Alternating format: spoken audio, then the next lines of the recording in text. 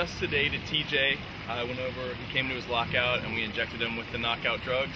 Today's going to be a quickie. We're just going to knock him out and neuter him. We'll probably draw some blood, just do a health checkup. But he has been fighting a lot with Bella, his partner. She's been spayed, so probably that extra testosterone has a lot to do with it. We're hoping to neuter him. Everything will calm down a bit. They'll be able to live together better. We've been waiting till it cooled off. Today is a nice sunny day, but it's actually a lot cooler. So we're going to quickly do this in his enclosure, wake him back up, and let's hope everything goes great.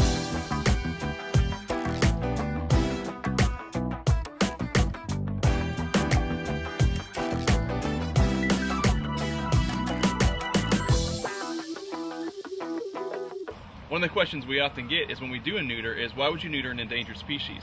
And the answer is, although tigers are very endangered in the wild, they are not endangered in captivity, and there's actually an excess of cats in captivity. When you're talking about a cat like TJ, a cat that we don't know his genetics, we don't know his background, he's really not even adequate for a breeding program to possibly preserve the species, especially for one-day reintroduction in the wild. We don't know what his genetics are. He is from a line of a place that was breeding for white tigers, so he's probably inbred or has some genetic damage somewhere in his history. So that's why we do neuter these animals. There's definitely way too many in captivity that don't have homes, so we would never want to contribute to that problem, and also help him to adjust and have a much better life in captivity.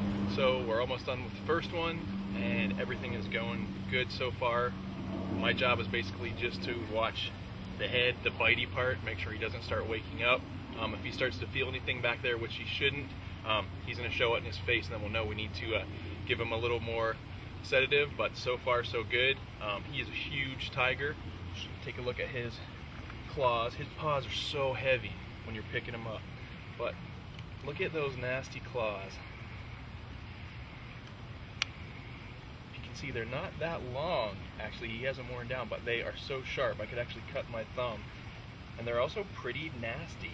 They've got a lot of where he tears meat and rips apart his bunny. There's lots of bacteria in there, so even if you get hooked by this claw and you get away, still a chance you're going to get a good infection. His head is massive. We had to pick up his head to look at his teeth, and his head is so heavy, and this boy probably weighs at least 450, almost 500 pounds, so there's a lot of tiger here.